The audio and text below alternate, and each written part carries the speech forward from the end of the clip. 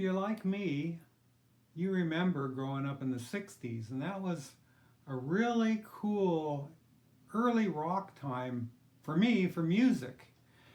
And one of the bands that made a huge album in the later 60s, I think it was 68, was Iron Butterfly. Now, a lot of younger people don't get why they were popular. It's kind of a jammy, psychedelic, interesting singer's voice. But at the time, for me, it was the coolest thing around. There was a guy up the street, like I said on a few others, that was a lot older than me. And he played it and I was like, oh, this is great. This long song, man, listen to these people. They're jamming. They're coming up with all these parts where they can do their solos. And I used to love long songs back then. I don't know why that is, but I just thought, probably because I listened to a lot of AM radio when I was really young. And when this stuff started coming out, I was like, this is cool. And the band just had this different sound. And one of the best riffs ever. Okay, it's not probably like that. My wife always tells me every time I sing a song or I do the melody, I come up with my own sound.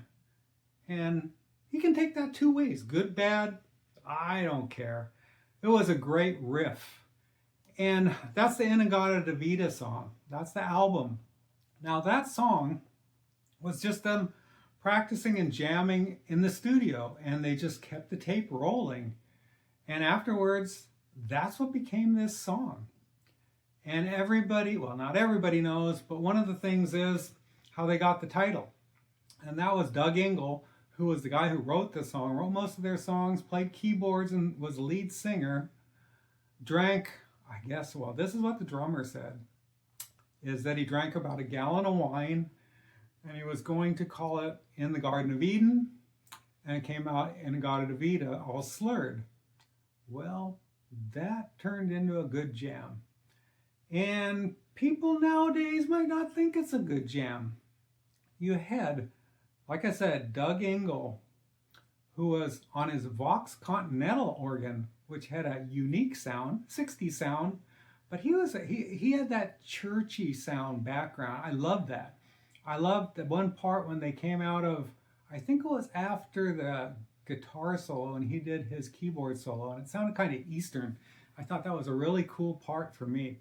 Plus, you had Eric Brand, who was 18 at the time, and I guess he was a child prodigy that played violin.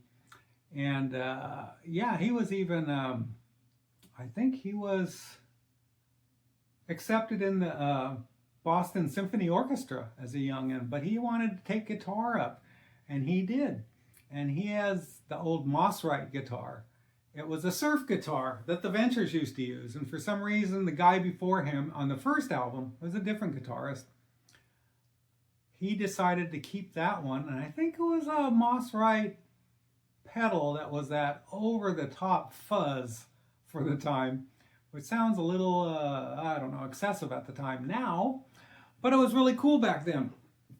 And you also had Lee Dorman on bass, great bass player, really good. If you listen to some of his bass lines, and then he went into another band after that, Captain Beyond, and played progressive, so he was a really good player. And of course you had Ron Bushy on drums. Now, he's an interesting guy because he did a really simple, straight drum solo. And of all things, Ringo came to him and asked if he could use that concept on Abbey Road for the end when he played his drum solo. He didn't want to do drum solos. He wasn't into drum solos. He wanted to play for the song, but they wanted him to do drum solo. What are you going to say? He was in the Beatles at the time. He comes to you and says, do you mind if I use your idea for a drum solo? What are you going to say? You're going to say, hey, sure, go for it, man. And Ron was a cool guy. I used to be friends with him on Facebook. He was a great guy, and all of his drum solos weren't so simple, or not solos, but his playing. There was a song, what was the one on there? It was, oh, hang on. Are You Happy? It starts with a and he used to talk about how he liked to warm up beforehand for that part because, you know, he had to get all psyched out and ready for it. And the band used to play tricks on him and they'd make it do it the first song and he'd get so mad at them. You know, it's kind of like, that's what we do. We just like to mess around because it gets so serious. Anywho, on the cover, if you saw, you've seen the cover, I showed it on the front. You see the light show on the back. And that was done back then with slides with colored oils and stuff like that. And I used to have a friend back in high school who used to do those. And I remember going to this one show, it was back in Fullerton, and there was a band called Utopia. Not Todd's Utopia, but another one. And they were real popular. They used to play some cool songs, and he did it at that one. I remember going to it. Funny thing is, the bass player from that band I ended up playing with for a few years. But now I'm getting off the subject. This album, by I think the early 90s, got 4 times platinum. I think it was one of the biggest sellers in '68 too. I think it did over 1 million. And I think in Canada, it was on there for weeks. At number 1, I'd have to go back and look. I don't know. Anyway, here's another little story about it. My son was getting married, and we had a party for them ahead of time. And we had my younger son, who's a musician, that's what he does for a living, plays guitar. And he had his jazz guitar out there. And he had a friend that played upright bass, and they were doing mostly jazz, you know, through the whole thing. And all of a sudden, I think the bass player was saying, "What do you want to hear?" And me goofing off said, "Inagaddadavida."